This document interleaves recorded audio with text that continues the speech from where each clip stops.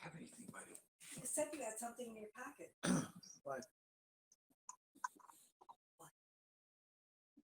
Hello, Tim. Hey, good evening.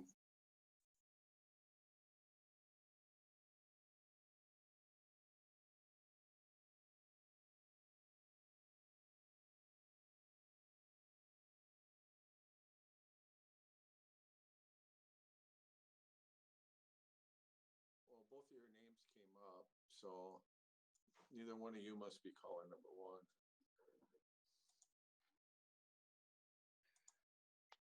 I can't get on a computer. I have to go on my Samsung, it looks like. All right, we can give you a couple minutes if you need it. Mine says waiting for Holly.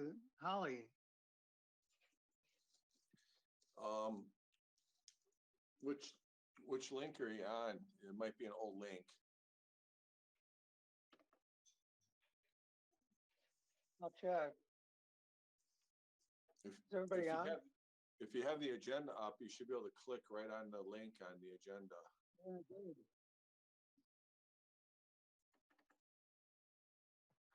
Says, attached is a council packet. Please join meeting from your computer, tablet, or smartphone. Is it the agenda from the 28th, from today? Yeah.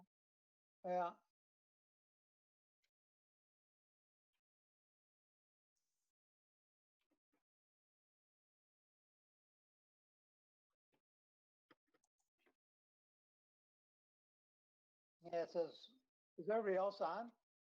Yeah. Yeah, I'll just do it from my smartphone, looks like.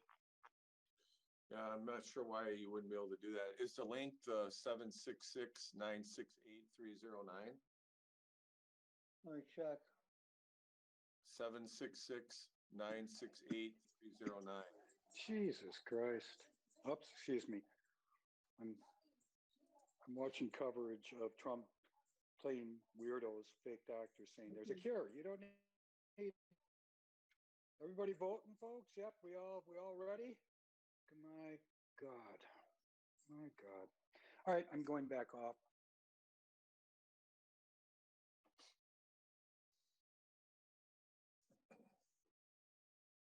Hey, Luxid. No. I'll just do it from my smartphone. All right. So looking like we have a quorum, Holly? I believe so. All right. I guess we'll go ahead and get started. And we'll call this meeting to order. It's Tuesday, July 28th of 2020. And first point of business would be the roll call. Boersma, Here. Caravello, Here. Doom, Here. Riley, Here.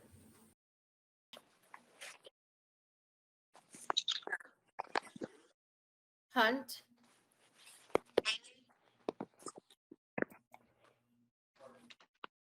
Jensen, Lagaki,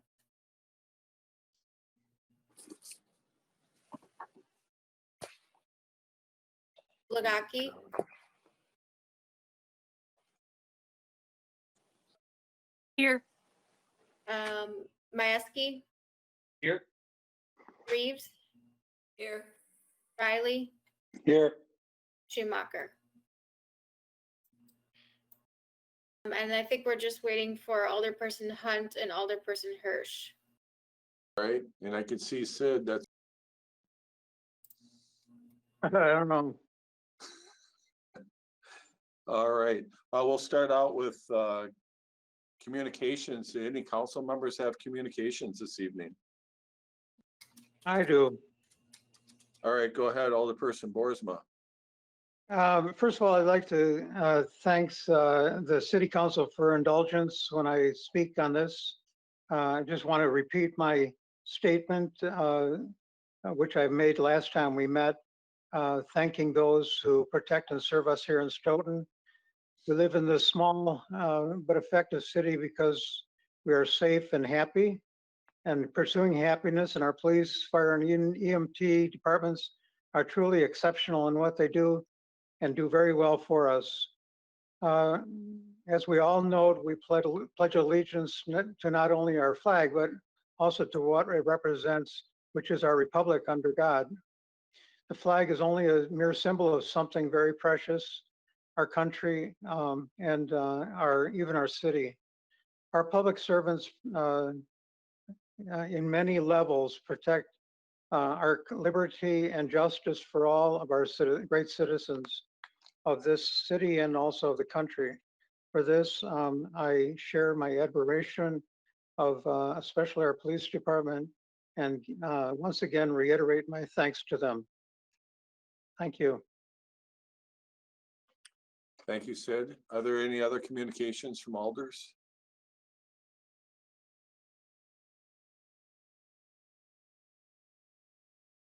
Hearing none, we'll move into the agenda. Minutes and reports are in the packet. Item number 3 is public comment. I didn't see anyone signed up. Did you, Holly? No. Okay. Item number 4 is the consent agenda. It looks like there's a couple items agenda. I would entertain a motion to approve them. I move to approve. Is there a second? Second. Second by Alderperson Reeves. Would anybody like anything removed from the consent agenda? Hearing none, all in favor, say aye. Aye. Aye. Aye. Any opposed? Aye. None. That was one opposed?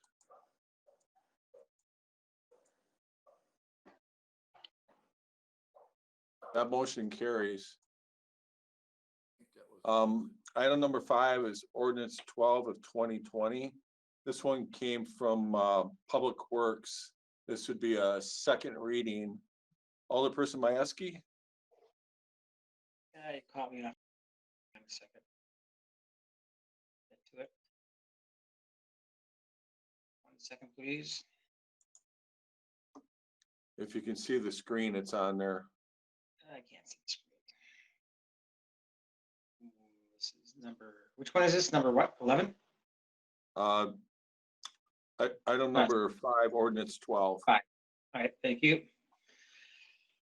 This is ordinance 12, 2020 to repeal section 69-9 or 64-9, parent G, parent 1, renumber and amend section 64-9, parent 2 and parent 3, section 69-9.5 of the City of Stoughton Code of Ordinances relating to planting in the terraces.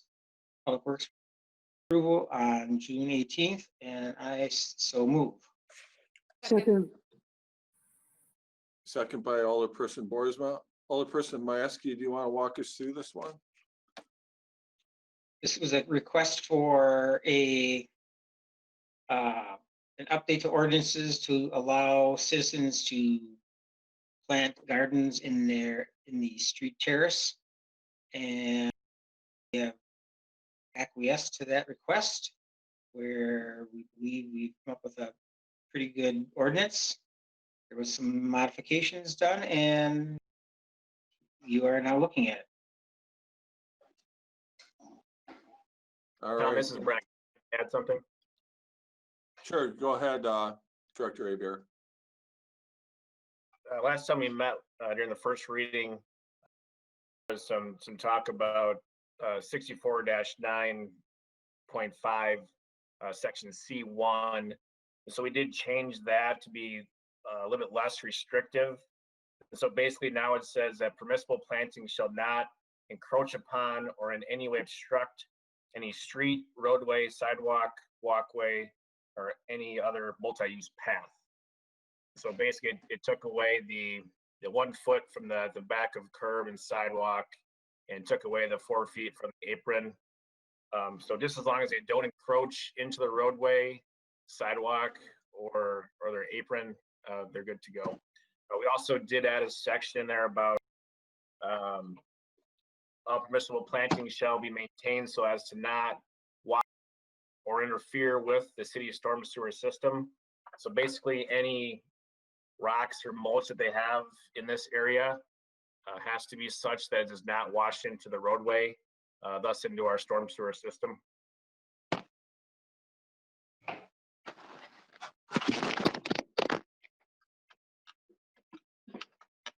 Any questions for us or myself or Rachel's on the phone as well?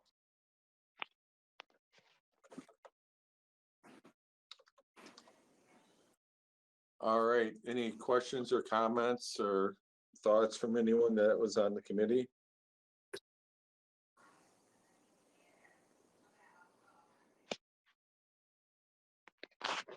All right, hearing none, all in the favor of the motion, say aye. Aye. Aye. Aye. And are there any opposed? None opposed, that motion carries. All right, next item is item number 6, ordinance 11 of 2020. That one comes as a second reading from public safety. Alderperson Jensen. Thank you, Your Honor. Ordinance 11/2020, amending chapter 6 Municipal Code by adding that all dogs must be leashed on city-owned property. Move for approval. Second. Was there a second? I thought I heard somebody. Second. Ozzy. Okay. Alderperson, Yes, based on the information that we received from the council at the last meeting, we did change the language and decided that this was basically it was about dogs, so we just changed it to dogs so that there was no interpretation needed. It was or is what it is. all right, and I think this was one that the attorneys looked at as well. I don't know if they have any comments that they'd like to add as far as the changes that they recommended. Rachel, anything? No, the only thing I would say is that this was changed to apply to city-owned property. And to the extent that there are any trails that one actually own, but maybe exercises control over, this ordinance as drafted wouldn't necessarily apply to those. But we did remove the designated language, which Matt had concerns with last time. So at this point, the way this is drafted, it would cover dogs on any city-owned property. Could I ask the question of the attorneys then? If we change that from city-owned property to city-owned / controlled properties?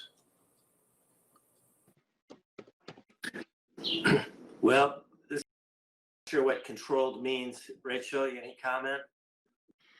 Well, something that we did talk about. So I think I would say unless you know that there are trails or places that are not technically city owned, but are places where you would want this ordinance to apply, this is probably fine as is. One other option that we threw out there is that the term public place is defined in a different place in the ordinances, and we could just rely on that particular definition. My concern with doing that, though, without coming to the council first, is the definition of public place is fairly broad and might be more broad than you would like to cover. So I would say it's probably fine as is unless you are aware of places that are not city owned that you would still want this to apply.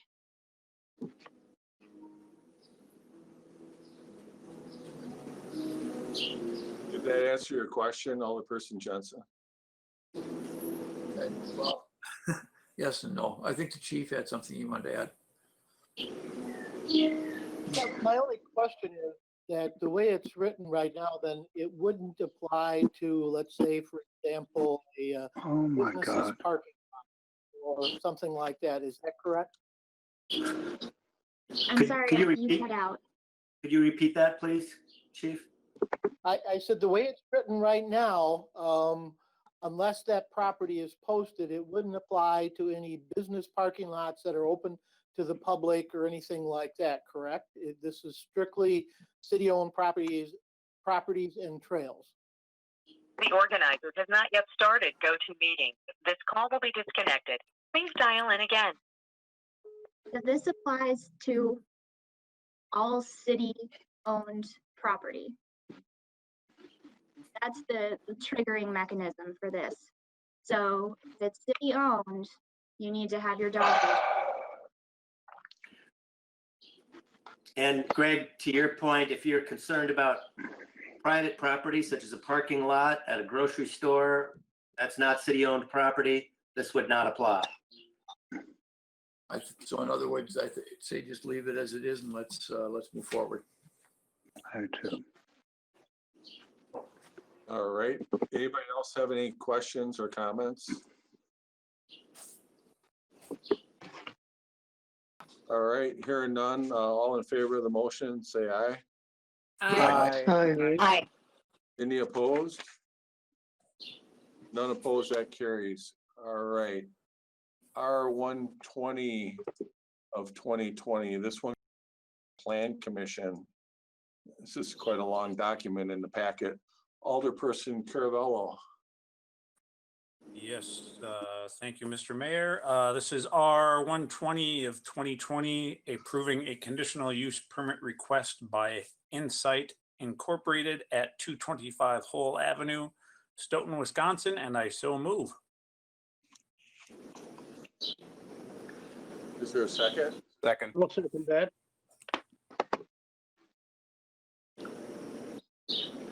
I think I heard a second from Alderperson Hunt. Yes, we do. All right.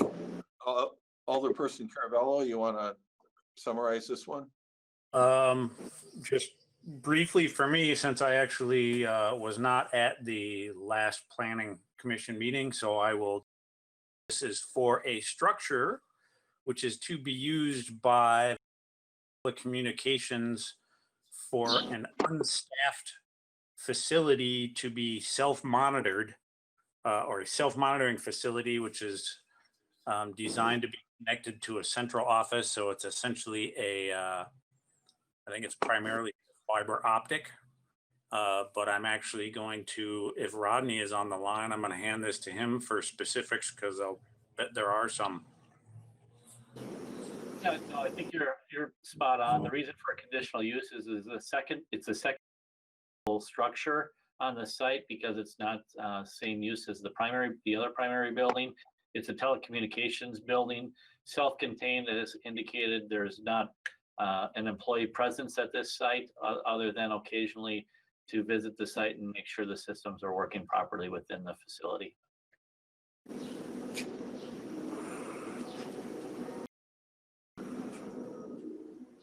All right, are there any other questions or comments?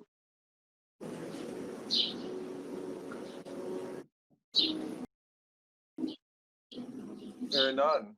All in favor of the motion, say aye. Aye. Aye. Any opposed? None opposed? That carries. R-121 of 2020 also comes from the Plan Commission, Alderperson Caravello. Yes, this is R-121 of 2020, approving a conditional use permit request by Zinc Power at 2443 County Highway A, and I so move. Is there a second?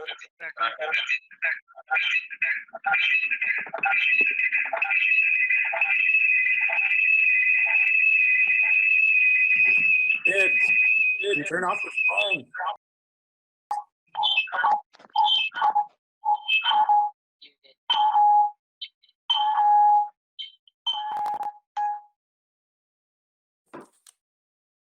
All right, I think we're still here. All right, did you catch a second, Holly? No, I didn't get the second. Okay, who was the second on that one? I offered one. All right, thanks, Brett. Go ahead, Alderperson Caravello. Okay, and I believe this is our so I think there were some questions last time maybe, but this is for an accessory structure of up to 7,800 square feet, which 5,000 square feet of it is primarily for maintenance structure, for maintenance purposes, and 2,800 square feet are for administrative offices on the, I believe, the southwest corner of the lot that they're going to be working with out there. All right. Director Shield. This was originally before you. What really changed the accessory structure? So they brought back a CUP request to have their accessory structure be larger than they originally intended. So that's really the focus of tonight's CUP request. All right. Are there any questions or comments from alders? If I could, Tim, please. Sure, go ahead, Alderperson Johnson. Yeah, I know that we talked about this before, but if you could just refresh my memory, what were what were they doing to, in consideration of the environmental issues that would, because zinc, obviously that's toxic. So, what were they doing to control environmental issues? Well, certainly they reported that they'd be meeting all federal and state standards for containment and control of their system.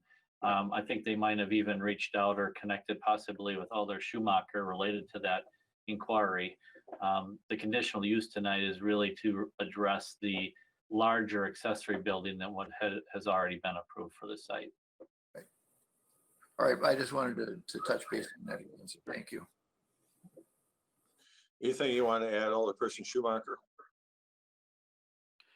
They seem to be pretty good, at least as a company, even for complying with local, state, federal requirements for containing their process. It's less toxic than the previous, or than an older process. So I'm happy that they are not going with that chemical modification. The only thing that still is of concern to me is ultimately if they would have containment failure, but I don't know that they have an instance, and I haven't been able to research any instance of any of their containments actually failing. Okay.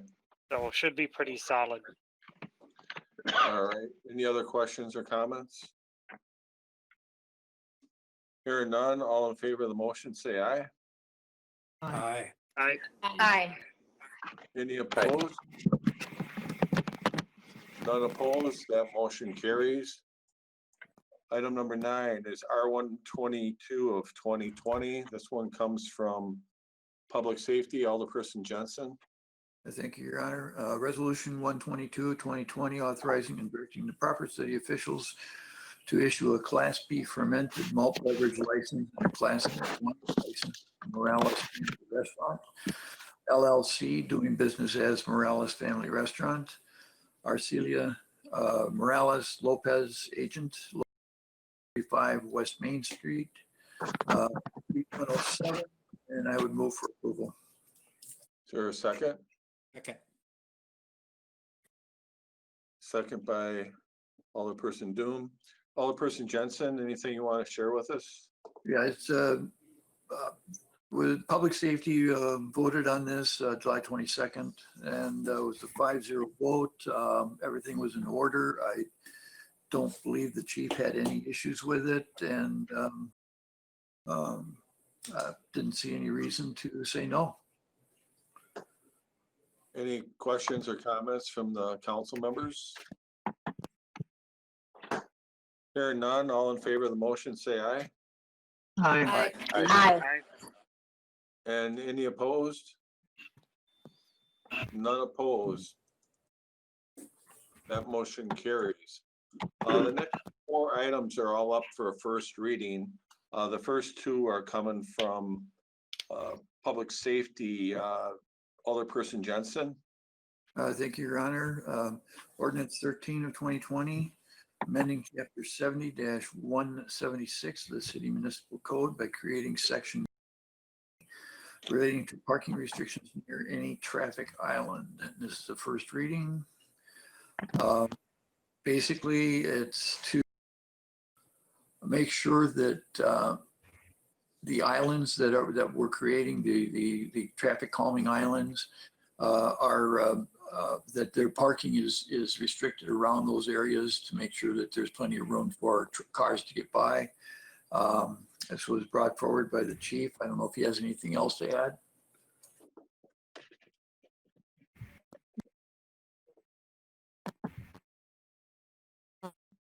Any questions? All right. Greg, how is the 16 feet length decided upon? That is a question for the chief. That came from his. Actually, it came through Public Works, and that's what they've been using to designate the areas on both sides. This is our attempt to try to do an ordinance that covers all of the traffic islands instead of having to do each one of them individually. So we took 16 feet in both directions from the center of the island, which provides for an adequate traffic lane around there that you don't have to worry about parking in between there that would interfere with traffic. Okay. Any other questions on this one? All right, we'll move on to the next one. Alderperson Jensen. Thank you. Ordinance 14 of 2020, amending Chapter 70-176, the City Municipal Code by creating Subsection 81 relating to designated yellow curb painting as official no parking zones. And this is first reading. It will come to us at the next council meeting. Public Safety recommended a 5-0 vote. This is related to the previous ordinance change. So I want to make sure that everything is marked in yellow and that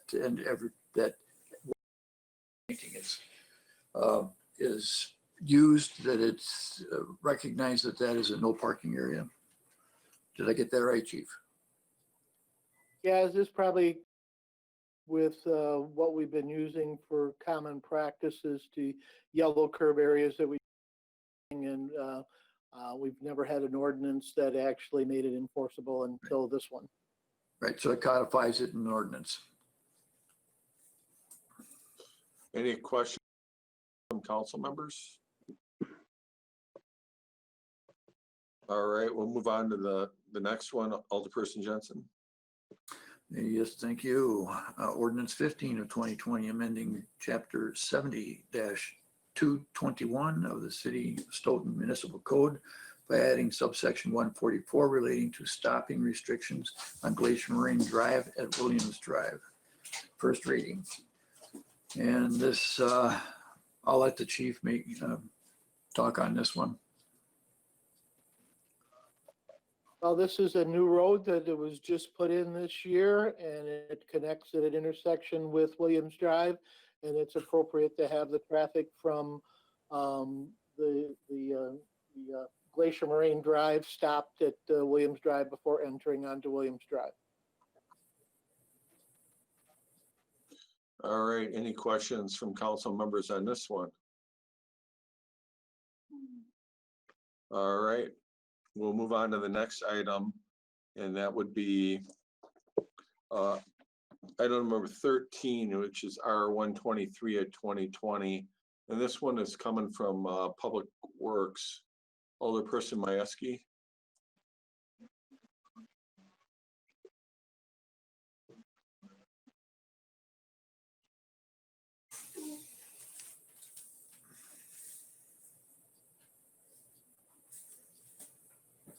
Okay. Are you still with us, Alderperson Majewski? You're muted. Sorry about that. It's all right.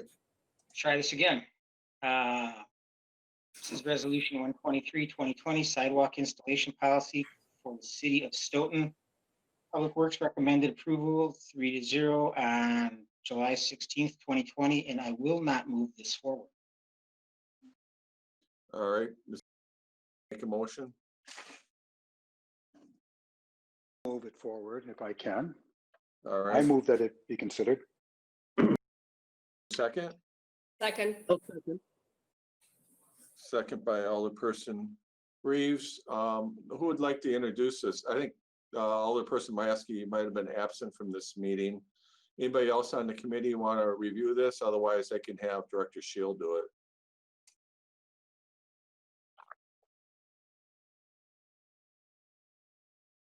There are no volunteers. It's up to Director Shield.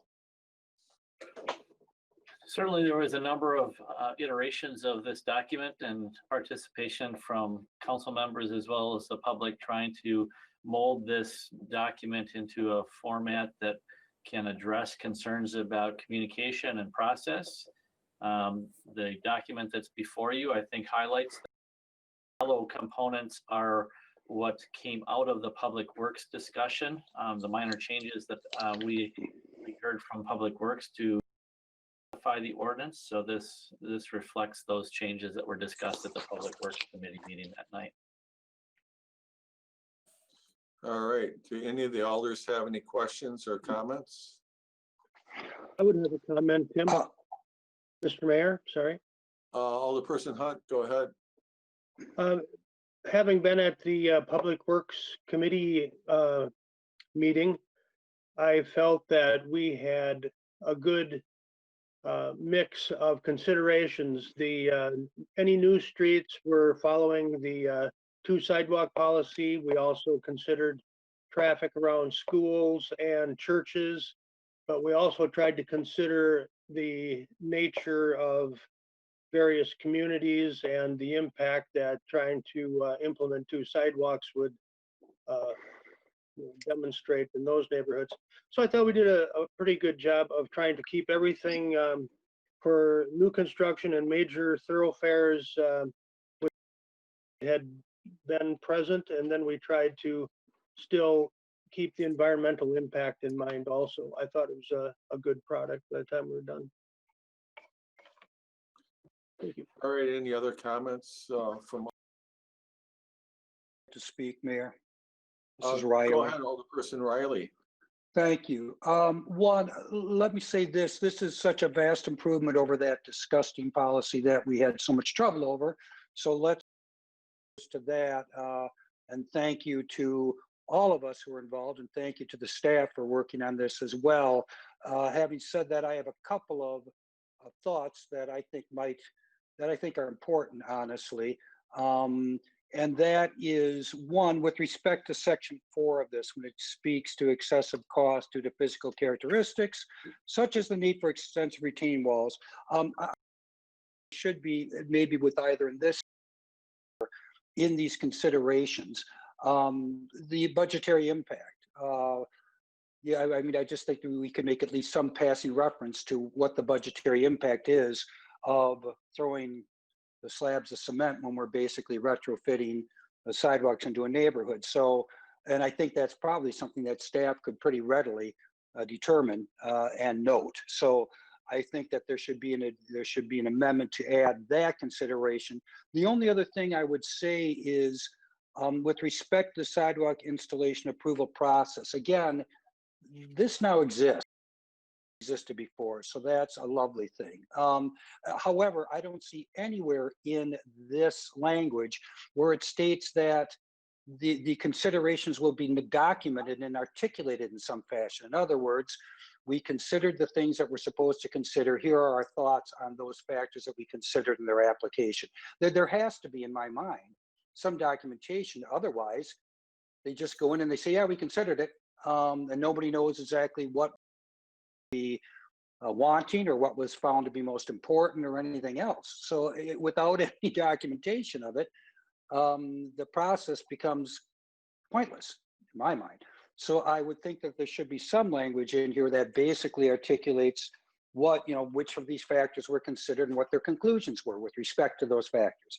That's it. Other than that, you know what? I mean, it's a whole world better than what we have now. Thank you. First point, did you want to offer an amendment or do you want to go around and let everyone else speak to it? I guess if other people want to speak to it first and then I'll offer, thank you. Okay. Could I Anybody else? speak to this? Tim? Sure, Alderperson Boersma. Yeah, I just got back on with my computer. In any case, I had mentioned that I would like to see consideration given to impact of the citizen who has a sidewalk walled, because this can be a very expensive process. And I had spoken at Public Works a couple of times about possibly having a limit for like $12,000, $15,000 to a citizen, and that be a consideration that may not allow the sidewalk to be going forward. And then the second part of it was that I had some concerns that we have at least a very formal process of allowing the constituents to have some input and some voice in this. I think we learned our lesson a bit with what happened on McKinley and Prospect. That there were quite a few people from the community that came out for that one. So I too believe that this is a much better and more likely positive policy that we have. I was really hoping, and we actually did accomplish the fact that this negates the original policy, which said it's the intention of the city to have sidewalks on both sides, in every street in the city. That was a policy that we have been struggling with for years and years, and I think it could be a much better policy for the future. With those 2 points, I'm not going to present an amendment limiting costs. I think that also needs to go to finance when that happens. And secondly, I think enough statement about consideration given to constituents. So that's all I need to say right now. Okay. Any other comments from alders? Yeah, I have a couple. This is Alder. Oh, yeah, Hirsch. President Hirsch, go ahead. Yes, I commend everybody for working on this. I have a couple of questions of what criteria are you using when it says street and sidewalk project shall consider? What do you mean by, okay, ADA accessibility, that's great, but then that would mean sidewalks on both sides and stuff. I mean, how are you considering this? This is nice language, but how are you making those decisions? But also proximity to parks, schools, and churches. Well, if you only have sidewalks around the parks, schools, and churches, how are people actually getting to the parks, schools, and churches if there's no sidewalks? I mean, I know our city pretty good sidewalk situation, but there are some areas in the older neighborhoods that there isn't. And I don't know how kids get to the parks, schools, and churches without walking on the side of the road. And some of those neighborhoods that I walk in, they don't have sidewalks on either side of the road. And so that's one of the questions is like, okay, this is a nice consideration, but how are you gonna qualify each of those kind of A through H to make that decision? We had talked about, and I think Alder Jensen and I had talked about this as well, is if you're gonna only have sidewalks on one side of the street, is it a lottery system that who gets the sidewalk? Because then all of a sudden your neighbor's paying for sidewalks and you get off scot-free. Have you talked about, like, if it's only on the block, that whole block chips in for that sidewalk? I mean, how are you planning on making this equitable? I see that as a big problem because, you know, do you win the lottery or not? You know, and who decides which side of the, you know, the street the sidewalk is on? And is there a way to actually just amortize it across everybody? You know, any new sidewalk going in is kind of split between the whole city because it is a city resource. And so that it isn't a big burden on one, homeowner versus another, especially homeowners that are on corners. I mean, it's a huge, if both those streets are being paved at that time, that's a huge expense. So I think you kind of, every year it's just kind of amortized, on everybody's tax bill. And I was just wondering how that discussion went at Public Works and what was actually decided. Thank you. I would comment on the last point. I would say the discussion on the special assessments and how that might look going forward is still a conversation that we intend on having. There's a few different options that we discussed. That's not actually part of the sidewalk policy. I think that's more of a special assessment discussion. And we still intend on having that conversation. We've had some internal discussion on that. I know Director Hebert has done some preliminary costing on that. We've looked at other communities. The League of Municipality recently came out with a ruling on that, on whether or not that's allowable as like a utility tax. So that's a conversation that I anticipate we'll still have, and probably won't implement it in this coming CIP budget, but perhaps it's something we could talk about after the budget before we get into next year's. So I think that hasn't been forgotten. This one here, we're just trying to focus on where is it appropriate, where is it not, what are some of the criteria that we use or should be using when we're making those determinations. And, a lot of it has to do with, the engineering of it, and certainly the cost considerations that certainly we're conscious of that as well, but we're also conscious of trying to do exactly what President Hirsch says, and that's to try to make, connectability so people can get from one place walking on the road or on, on the lawn to do that. So, we think that, the work that was done with the committee, with that are on council that weren't on the committee, but took the time to come to the meeting. Some community members provided feedback as well.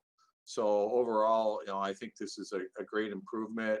It may be something that we continue to scrutinize, but I think we tried to at least capture, the high points of what, what we had in various conversations that have been, going on for years. So that's what we tried to do. There's still some more work to do, like I said, on the special assessment part. What we're hoping to do is come to a decision on this actual policy. Have any thoughts about how we can improve it or want to make an amendment? I would certainly entertain that at this time.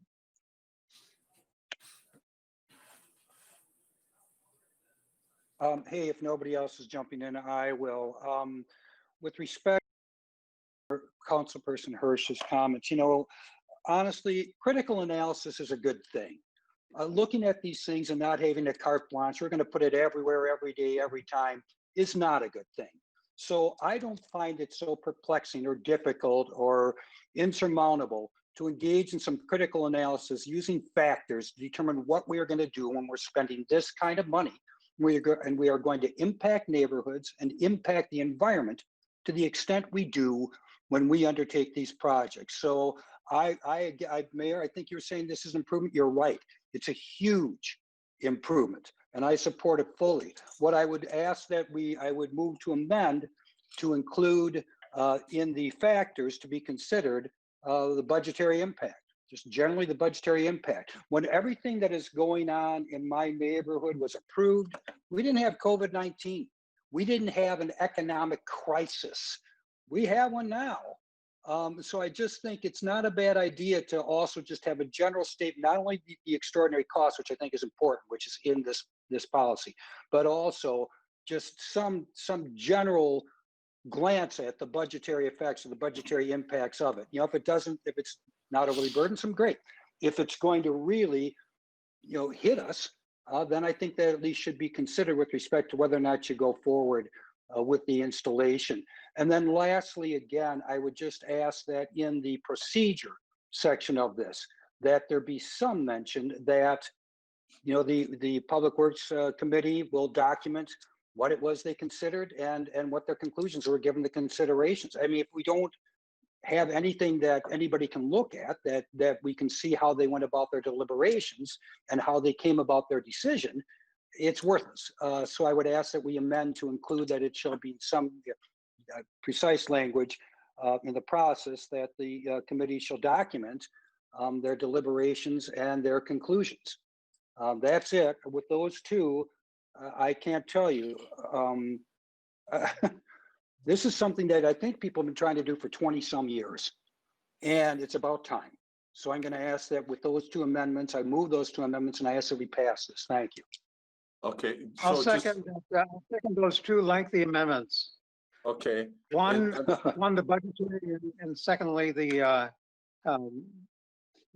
consideration as mentioned by Alder Riley. What is Okay. it? I don't see, I I don't see any, stated it. I don't see any clear language on that. Please state it. Okay. In the first section for considerations, we will say budgetary impact. Okay, that's one. Is that- Two, in is the that process, impact- I'm sorry. Impacts to the homeowner and the city or both? No, the budget, the city budget. So if we need to clarify that, the budgetary impact to the city. So that's Okay. it. That's just an additional factor to be considered. And within the processes, that the committee will document their deliberations and conclusions of the factors considered. And that would be. If you don't see, yeah, that would be in section 5. presented at the public hearing, you think? Yes. Okay. I saw Attorney Dragney. Did you have some ideas for language or were you? You're muted. No, I do not. Okay. So what I heard was we want to include an additional line. So it would be line I would say budgetary impacts. To the city, if To the that, if city. it needs to be clarified, right? Okay, budgetary impacts to the city. And then when we go down to the approval process, I think what I heard is you want to have something reported out at the public hearing, which is item F. Or do you that or added to that? Mayor, yeah, what I'm looking for here is basically this, that the Public Works Committee would document their deliberations and conclusions, the factors to be considered. Okay. There has to be that's what I'm looking for. Thank you. Okay, so I'm gonna ask Director Shield and Director Aber to kind of let me know what that might look like so we understand what we're trying to do here. I think the deliberations would be captured in the minutes of the Public Works Committee meeting. Yep. This is Matt. Can I offer a comment here? Sure. Yeah. So as I understand this section, the staff presents its design to the committee. There's not a requirement that the committee do anything. So it's not necessarily the case that the committee will have anything to document. Well, Riley, are you also meaning that we document what the public has input on, or what items they would like to see changed? I think I'm what sorry, I'm hearing Matt. is that Alderperson Riley, I think Alderperson Riley seems to think that the committee is going to be required to make a decision about whether to include sidewalks or not and to document the rationale supporting that decision. But I don't believe that's the case, given the way this is drafted. All right, can I speak to that? Sure. Okay, the policy requires that there be that certain factors be considered in determining whether or not in retrofitting situation sidewalks will be installed on one or both sides of the street. An obligation articulated there, it seems to me, council, for them to engage in that factors. That being the obligation, it seems to me that there should also be an obligation that there is some documentation as to, that might be just simply in the minutes, as Director Shield or Director Hebera suggested, whichever one did, but that there'd be some documentation of basically what factors were considered and then what their conclusions were. They're making a recommendation to the council ultimately. That's what they're doing. And so I think that the council public should be able to have some idea what they looked at, what they thought was important, what was not important, and then obviously they make a recommendation, their conclusions. So I don't think it's that mysterious, but maybe I'm missing something. Well, the policy, yeah, I'm sorry, go ahead. I'm okay with that. I just want to make sure that as staff, we fully understand and we meet your expectations. You know, if documentation guys, then all they do is say we considered it. Nobody All right, knows. so That's Attorney the problem. Brady, where do you think we would put the documentation? Is it in the minutes? Something that we, present at Well, the public hearing, or what is the best way for us to, facilitate that? well, so right now, the way the policy is written, there's a section of the policy that says future street projects are to include sidewalks within the following priority, okay? So staff is being directed to include sidewalks under those circumstances. Then staff is required to take its plans to the Public Safety Committee, okay? Under section 5J. K, recommendations. The only recommendation that would be made based on the way this is drafted is if the committee chooses to deviate from the policy. So, again, I think there's a misunderstanding here. If the intent is to say that sidewalk installation decisions will be made on a case-by-case basis based on an evaluation of those factors, and the Public Works Committee should explain how it has applied those factors on a particular case to reach a particular decision, then you need to redraft the policy to say that, because that's not what it says.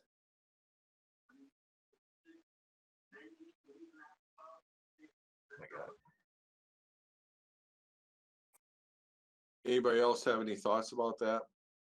Well,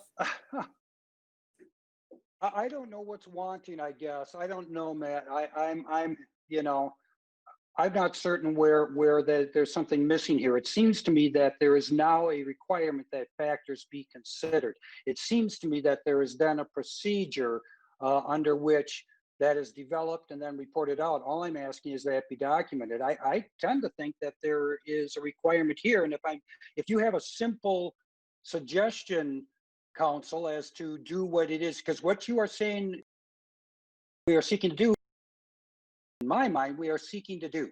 So if there is something that is a failure with respect to the way this is structured right now, I guess, if it's all right with everyone else, I'd like you to offer something to fix that situation, if you could, or at least make a suggestion. Well, it is not a simple suggestion. It's a virtual. Well, couldn't you just take item K I and disagree. condense Right. it and eliminate the language? No. And say Public Works Committee will make a recommendation to the council? No, I think you have to go before that, where it says all streets, where it says future street projects are to include sidewalks with the following priority. And then it says all streets will be planned for sidewalks as follows. And then it says what it says, both sides, both sides, both sides, both sides, one side. Instead, you want to say what?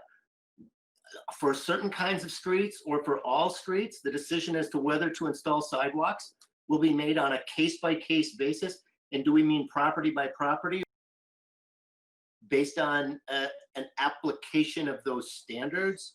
If that's what you want, that's a total rewrite of this policy.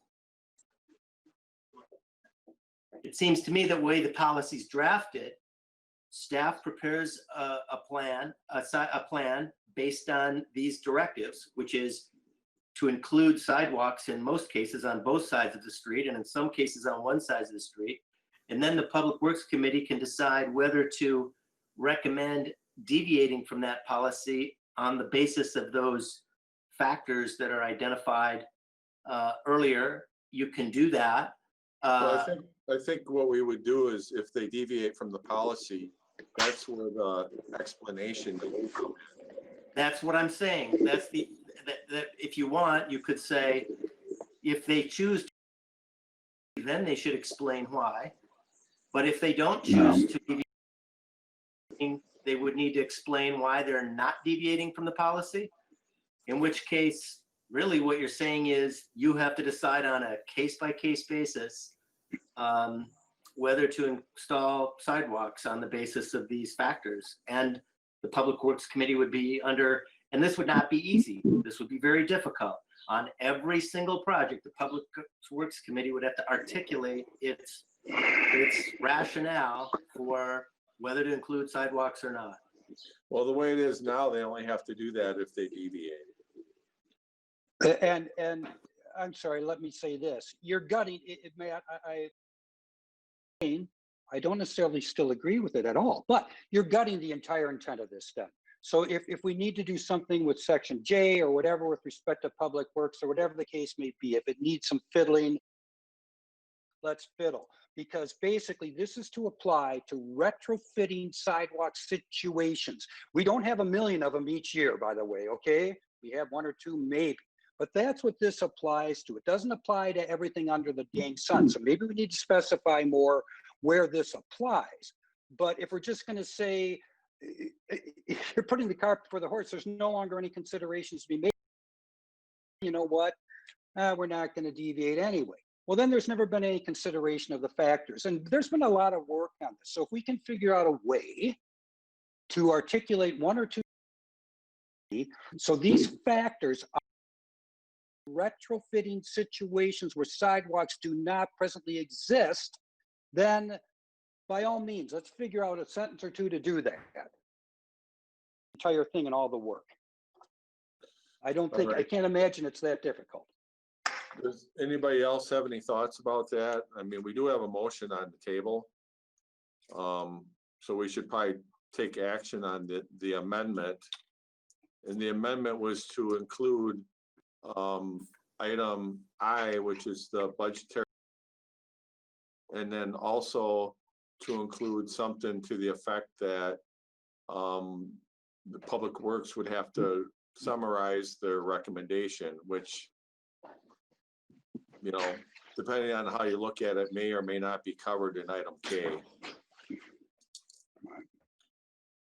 Well, and I thought that's what Attorney Dregge says isn't as clear cut as just saying that it's going to be documented. That would require a major rewrite. I think what he's saying is, right now, if we only choose to deviate, then there would be a recommendation. If the recommendation is just to follow items that are in there's no need, because you've already taken all these into consideration and you're going. I also have a clarification. Just looking at this, you have item number 4, which is street, and then you have street sidewalk project shall consider, and then you have future projects in the following priorities. I guess I'm going back to, so you're only asking right now 1 through 4, you're going to put sidewalks on both sides of the street, no matter what. Say that like Attorney Rodriguez says, on a case-by-case basis, we're gonna decide whether both sides of all collector streets will have sidewalk, both sides of it. I guess that's what I was going back to my Alder Riley, that wasn't my intent. I'm just trying to read this as a new person coming in to make sure it's clear of how to move it forward when we're trying to implement it. That's all I was trying to do, is how to make sure it's clear enough that when the next council, us or whatever, is looking at clear of how they handle it. Right now, I have one side of local streets not identified 1 through 4 may have it only on one side of the street, but where do the criteria come into play? The A through now I. You're under the priorities, it's already both sides of the street, unless you're doing what Attorney Dregney says, is that every sidewalk is now going to be a special case-by-case basis. May, what this policy is supposed to apply to, and maybe all we need to do is further define where it is applied. This is to apply only in situations where installing sidewalks, retrofitting sidewalks into older neighborhoods where they have not had sidewalks to that point. So I would suggest that none of these policy whatsoever. That is Well, then maybe we fix it all by just doing that, making it clear, defining where. Maybe it's that simple. Because I think there's sidewalks on both sides of Page, Division, Fourth, Whole. I think all of those, are covered pretty much, I believe. But anyway, so if we need to, and maybe Attorney Dregney can make a suggestion with respect to that, if we need to define this and limit its application, that's fine. That's the only intent here, is to just have these considerations considered and then documented in some fashion in that instance, and no others. And if I could speak, that was my intent in asking for a new policy, is that we not have a blanket policy, that we have sidewalks on both sides on every street in Stoughton. That's one. And I think having documentation is important on those.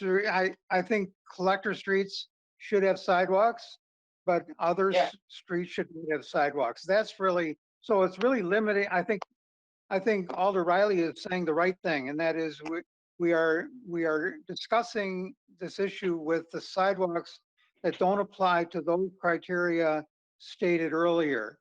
In those special situations, we need to be able to talk about this and then document the ideas and understandings, the reasons why we are not having sidewalks on certain streets in Stoughton.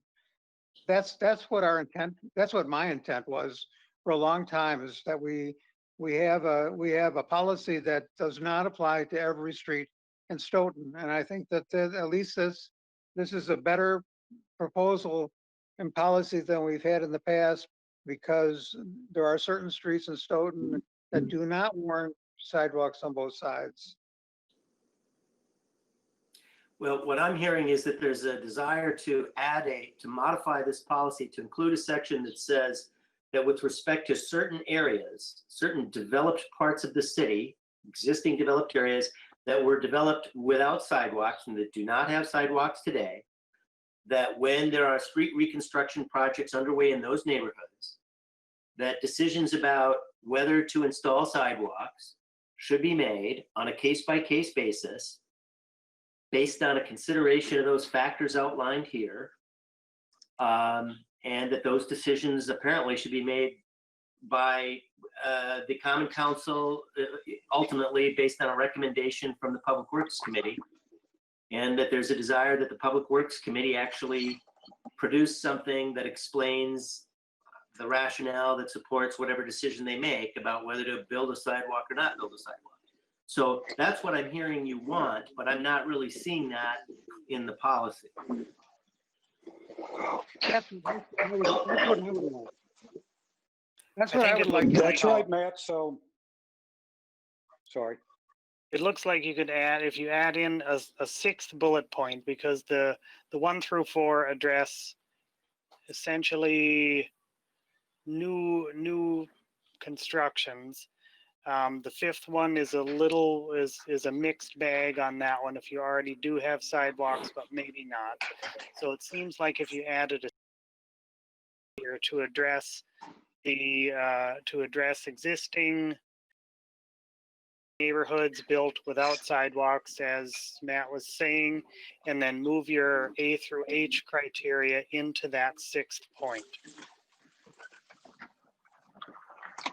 Whatever gets us there, kids. Matt, your summation is correct as to the intent. Thank you.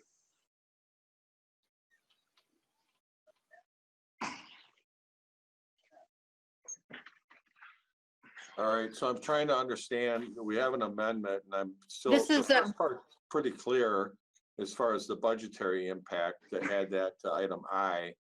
The second part, I'm not, possibly we'd add item 6 down here. Have to have language for it. Do you want to do that here, or do you want to go back to committee with it? Or do you want to vote on the amendment as we have them?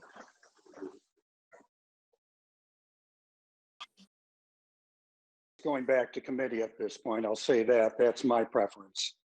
God Okay. knows, and we'll see it again and what it'll look like. I like So I guess I'll move- I like the proposed language that the attorney just mentioned. Is that we have an understanding about where sidewalks are going to be, and we have other streets that have not had sidewalks, and the Public Works Committee will have to look at these criteria to determine whether or not those particular streets should or should not have sidewalks, and then justify it by some written material to rationale. So if I understand this right, what other person says is that you have a point, a number 6, that as a special case where you're considering in older neighborhoods that currently do not have sidewalks, a case by case basis, if I get that right. So then would just under 6, are you looking at A through I? Or are you looking at A through I for all 1 through 6? That is a question, because is the A through I only for your case by case basis, or is it for all of them? I think you could consider A through I only for the situations itemized under 5. Identified 1 through 4. 1 through 4 identify where your priority to put the sidewalks in. Item 5 is where you're trying to place them on one side of the street with the intention to evaluate it based on the criteria outlined in A through I. That's what I'm getting at. That is, so I'm trying to capture what Elder Boersma was trying to say, and I really do appreciate all your work. I'm just trying to make sure that this is very readable and understandable. And so you would have to say, based on these following criteria, one side of, like, instead of making a 6, also currently do not have sidewalks, you will, based on a case-by-case basis with these A through I criteria. Is that what you're trying to say? I think you can accomplish what I think I understand you're trying to do by moving A through I. Street and sidewalk projects shall consider of item 5, and there would need to be number 6. And would that, if I might, Rodney, ask you a question as to how you are reading that? would that then mean that there are certain instances where you are retrofitting sidewalks into where it would be a fait accompli that you'd have one on one side of the street, or would that be allow an analysis to whether you should have one on either? If you understand that question. It's more of an analysis of identifying which side of the street would get them under 5. Because 1 through 4 identify where you're going to put them in on both sides. Item 5 gives you some deliberation about which side is appropriate to have a sidewalk placed. And my intention in everything that I have done here has been to have a policy where when you are, again, I call it retrofitting. I don't know if that's an improper term, but when you are coming into a neighborhood where you have, or a street where you've had no sidewalks on either side, you look at these factors and you determine whether there should be a sidewalk on either side, or one side, or if you decide both sides. It gives you the full with respect to the placement of these sidewalks. That's what I'm looking for. I'm looking for an instance where the council, after the Public Works has looked at this, looked at the factors, made their determination, the council has some discretion to say, you know what? We don't need a sidewalk on either side, or we need them on both, or we need them on one, you know, whatever the council decides. But I want that a discretionary matter for the council to determine with the input of these information, after the consideration of these factors. So that's, I don't, if we have a fait accompli that's always going to be one, then it's not really accomplishing what I am hoping to accomplish here. And I think that this can be addressed in a rather straightforward manner by just better defining, and maybe item 6 is a good idea. Better defining where do we apply these factors and make a determination as to the installation of any side. Do we do that? And I think I've articulated where I think that should apply, and it should only apply there. That's, you know, and I don't know, maybe a council can come up with, you know, a 2-sentence fix, and maybe this goes back to committee. I don't think we're ever seeing it again. And I'm, you know, and I'm Go back to I'm at committee. my wit's end. It all out. And I like. What happens if it? No, I think it would. I just really hate making policy on the fly. And because there's, I mean, now it's like a lot of rewrites, and it's a lot for council to try to follow, and they're voting on things that they don't actually get to read or see beforehand. I guess I would like to send this back to committee for one more time, and I really do appreciate everybody's hard work on it. It is a lot better, and I just wanted to make really reflects what you're trying to say. You know, I think we're getting there, but I don't think it's there yet. And might I ask a question here? What if the chairperson of that committee says they don't want to report it out? Do they have the right to just keep it there? Not if the direction is to specific time period. Okay, So I would well, like then to send it back to certainly. committee and have it back here next month. How's that? Is that satisfied, Elder Riley? Yeah, if we can have it back by the first meeting of next month, yes. We're looking at, I think, a fairly simple fix, and maybe Attorney Dragney. First meeting won't work. Council. But Why you'd not? have to make sure that they have time to. Because you won't have the city meeting until after the first meeting.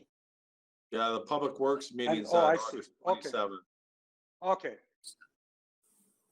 So you're I'd say looking by at the second December. meeting in August. So How's then we that? would be looking at, okay, second meeting in August, thank you. Yeah, Public Works could always convene a little special meeting if they want to, but yes, second meeting in August, I can live with that. As long as the Thank you. direction is it's coming back. I don't want it to disappear. That's all I'm Alright, so concerned somebody about. wanna make, There's a lot of work into it, and it's almost there. I just want to make sure that it's really reflects what you're saying and people have the right direction. So thank you very much. all right, so So to make somebody, it- I to think make Gene this has simple, his hand up. to make this simple, can I withdraw my second? Well, you can just override it by making a motion to postpone it until it comes back from the committee meeting. I think Jean had something she wanted to add. I'll make a motion. I'll make that exact motion. That is proposed to postpone to the second, to postpone after Public Works has a chance to relook at this and bring it back to council, not the first meeting of August, but the second. Isn't that what I already said? Yes. I didn't hear the motion, Regina. Okay, so, One was to postpone. okay, was there a second? Yes. All right, and then Alderperson Legaki, did you have something? It has now been covered. I just wanted to say I thought it should go back to committee. I wanted to thank committee for the good work on this. I really do think that these are little minor fixes, except that I think K and L remains problematic and we really need Attorney Dregny's input there without a whole rewrite. But I think those two phrases there, I think we can get them in line. And so I'm so glad that this is going back to committee, and thank you, committee. This is good work. All right, anybody else? Hearing none, all in favor of this going back to committee, say aye. Aye. Aye. Any opposed? All right, the gift that keeps giving. Item number 8 is ordinance 16 of 2020.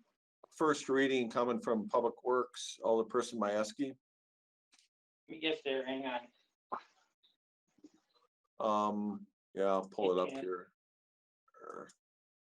Consideration of the potential action on the lease agreement between the city of Stoughton and Hooper Corporation for equipment and material storage on former Public Works property.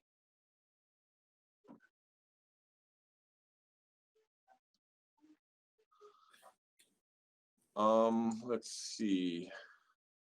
I think we're at 15. We're on 14. You're a couple ahead of me, Tom. I'm sorry. That's all right. It's this one here. I'm just hoping to get through this, that's all. We'll get there. Ordinance 16, 2020, amending section 10-131 of chapter 10, building and building regulations. Public Works recommends approval 3-0 on July 16th, and this is the first reading, and I will let Director Hebert discuss this one. This is Director Shield. I can speak to it probably more quickly. You'll notice on the change, the 10th digit on the storm event inches has been incorrectly identified in the ordinance, and it's being corrected on the 3 storm events shown. I'm sorry, the 4 storm events. All right. Any questions on that? Why can't they all be that easy? Was there a second, Tim? I didn't get it. First reading. Give it a chance. Okay. So we'll go on to the next one then.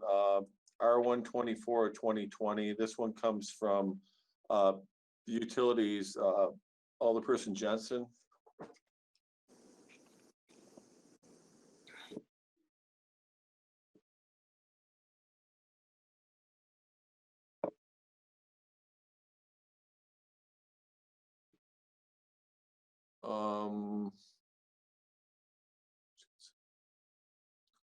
Greg, you're muted.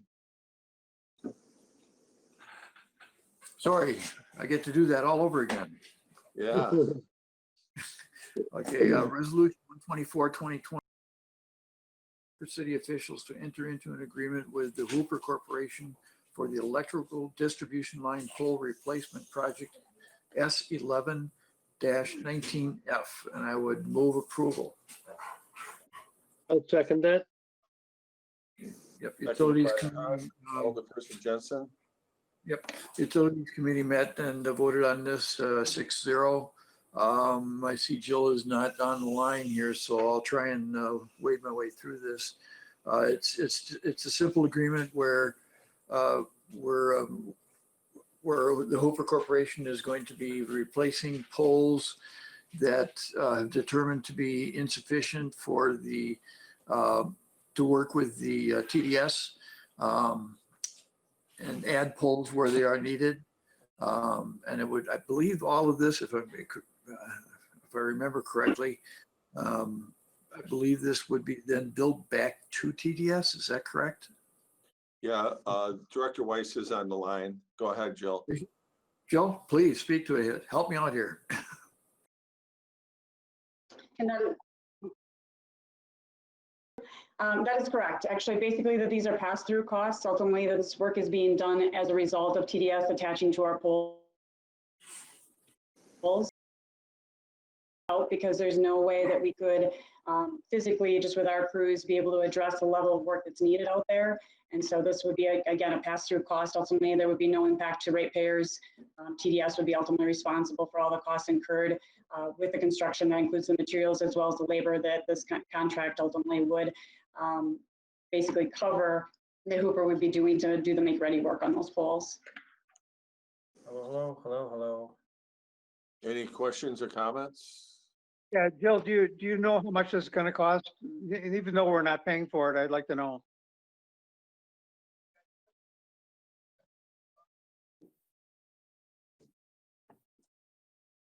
Yes, we actually don't. Ironically, when we did this bid, we bid unit items. So basically we looked at our system and looked at the possibility of what might actually have to be replaced out there. We're actually still reviewing their permits at this point in time. We're about halfway through those permits.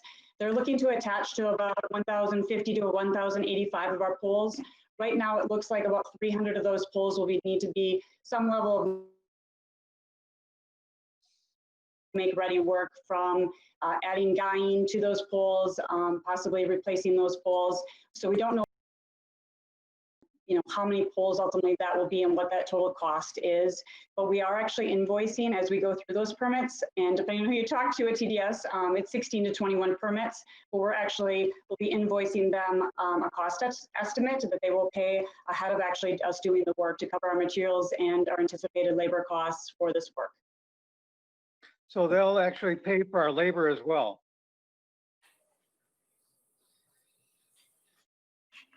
Correct. So they basically cover all, because the work that's being done out there as a result of their project, they actually cover all the costs. Thank you.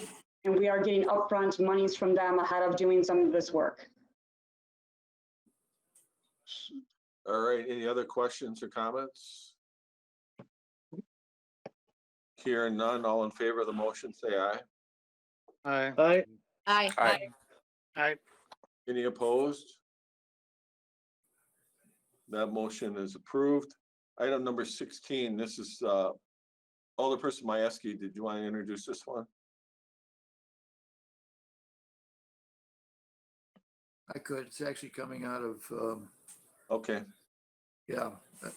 This is, excuse me, consideration of potential action on a lease agreement between the City of Stoughton and Hooper Corporation for equipment and material storage on the former Public Works property.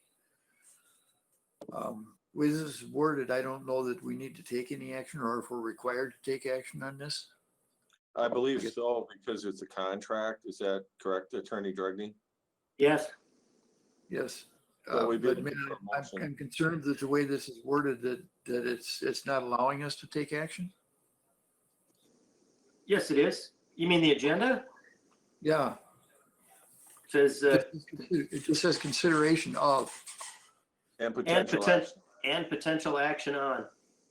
Okay, and potential action. All right, then that's fine. All right, so this is basically for allowing the Hooper Corporation to use the vacant Public Works property to place poles and other equipment and storage as they're working through replacing the poles throughout the city. All right. Would you like to make the motion, Greg? I would make the motion that we approve. Is there a second? Second.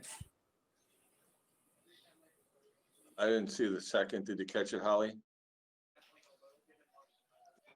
Yes, I believe it was Schumacher. Schumacher? Okay. Okay. All right. Anything you want to add to this one, Jill or Matt? I know it was kind of a quick turnaround here toward the end to try to get some ducks in a row to make this happen.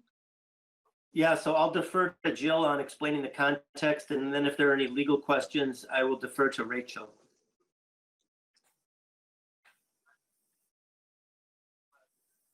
Thank you.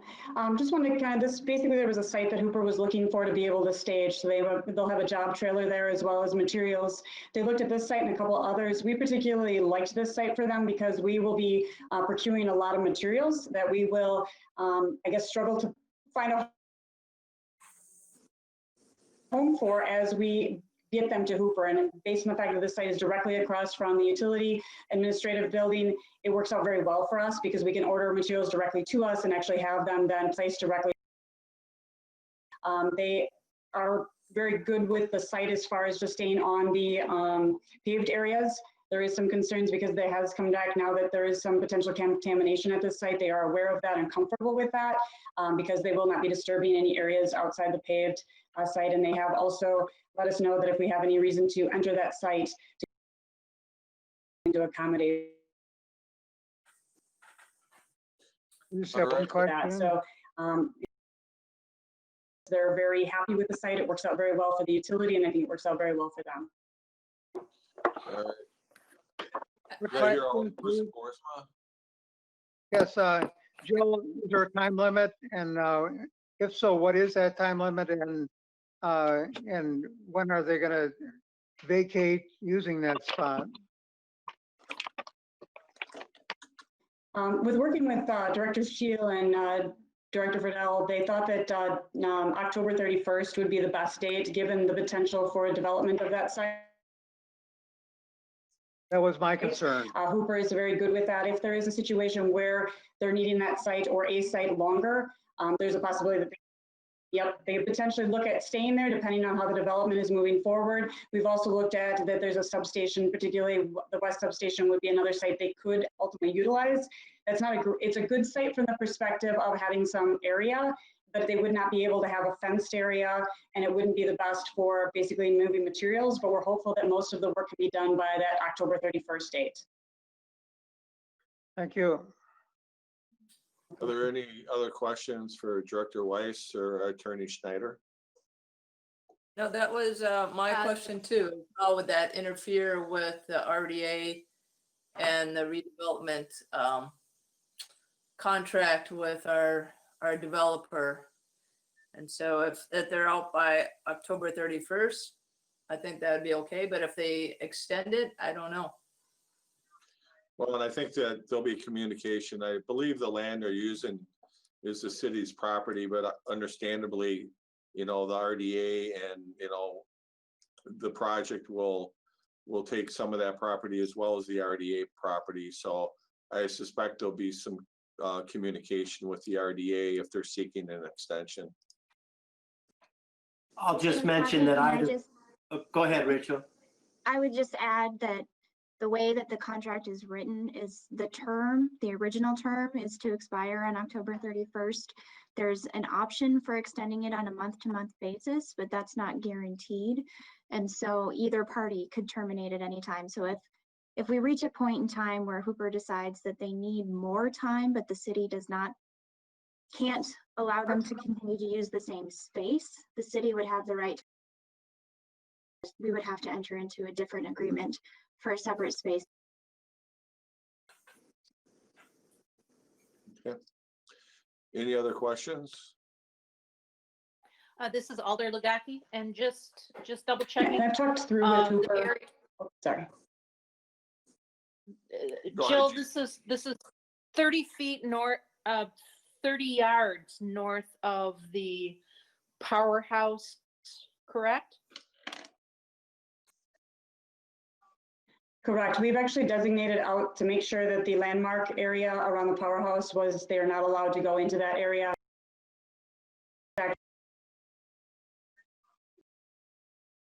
So they know that there's that restriction that they are to stay clear of that area that's been designated for landmarks related to the power plant. And sorry, it is 30 feet. Okay. Correct. 30 feet to the north and 50 feet to the east. Okay. All right, any other Thank you. questions? Thank you. Here, no other questions. All in favor of the motion, say aye. Aye. Any opposed? None opposed, that motion carries. Item number 17 comes from Finance, Alderperson Schumacher. All right, this is the discussion and action regard to enter into a 5-year agreement with Accurate Appraisal covering the services from 2022 to 2026. And I will move that motion.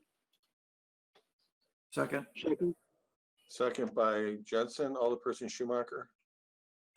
So rather than going out for RFP on this one, we had gotten Accurate to give us a pretty decent deal for their annual cost in there, and then they've agreed to extend that into from 2022 to 2026. I think we did. We extended, keep that same amount of 39 per year into the new 5-year contract. And then it's assumed thereafter that we may go into or seek RFP after this term is finished. All right, and did I understand something was changing with the in-house visits? They'll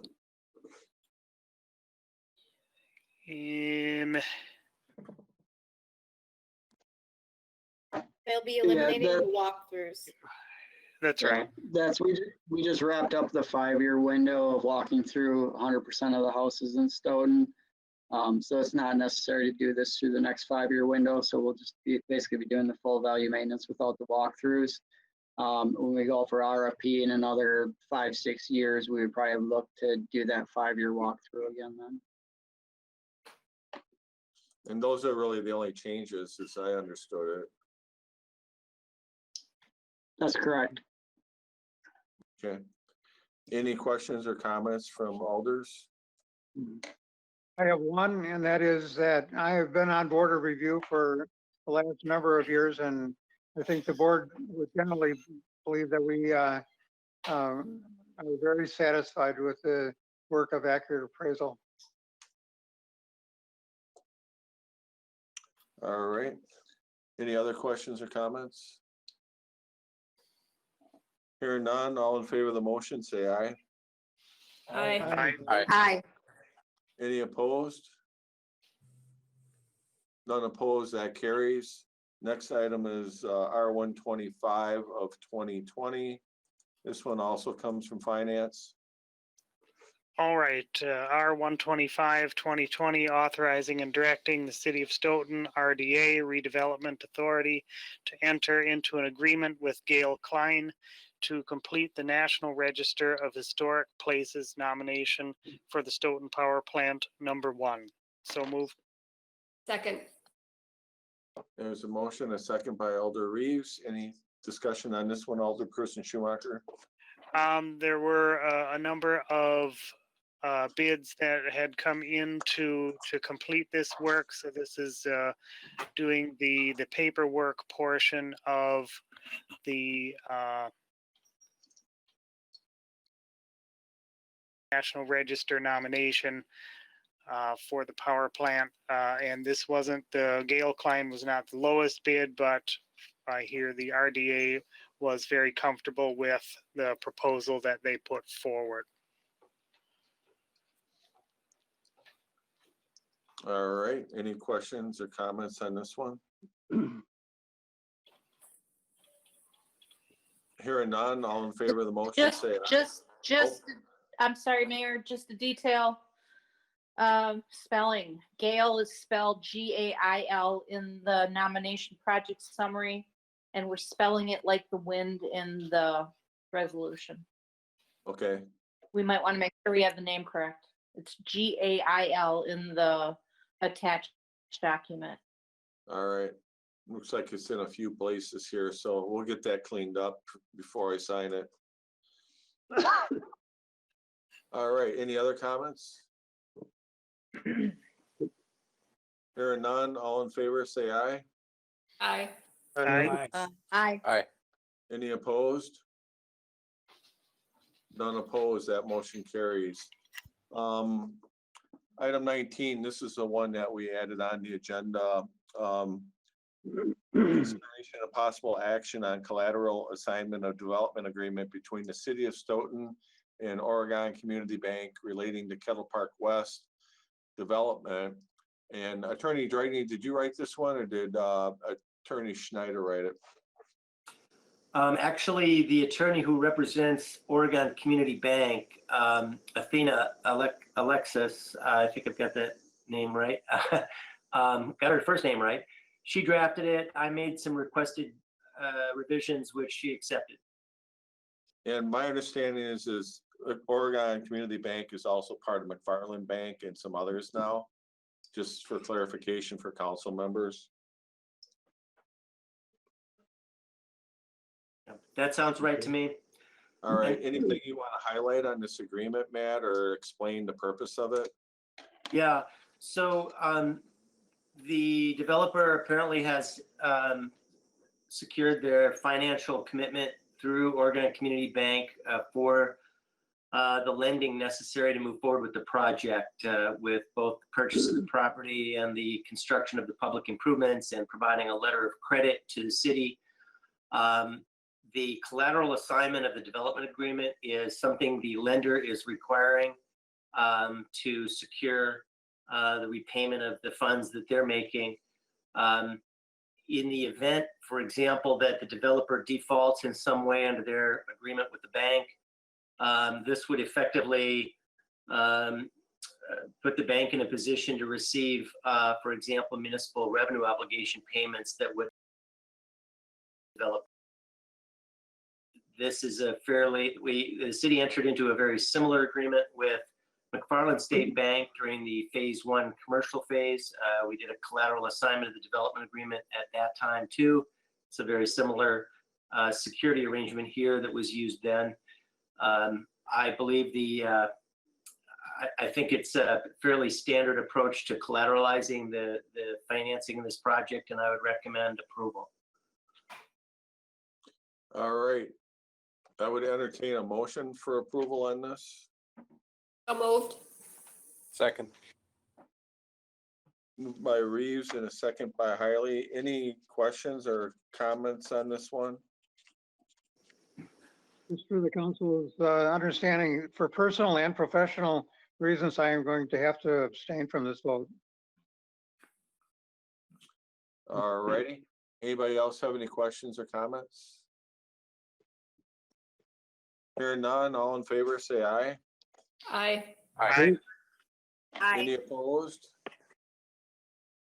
And abstention? I abstain. One abstention. All right, that motion carries. And that's all we have for tonight. Move to adjourn. Second. Motion by Jensen, second by Reeves. All in favor, say aye. Aye. Aye. Any opposed? None opposed. Aye. Thank you very much. Have a great week. Good night, Jim Bob. Bye now. Good night. A nice catch.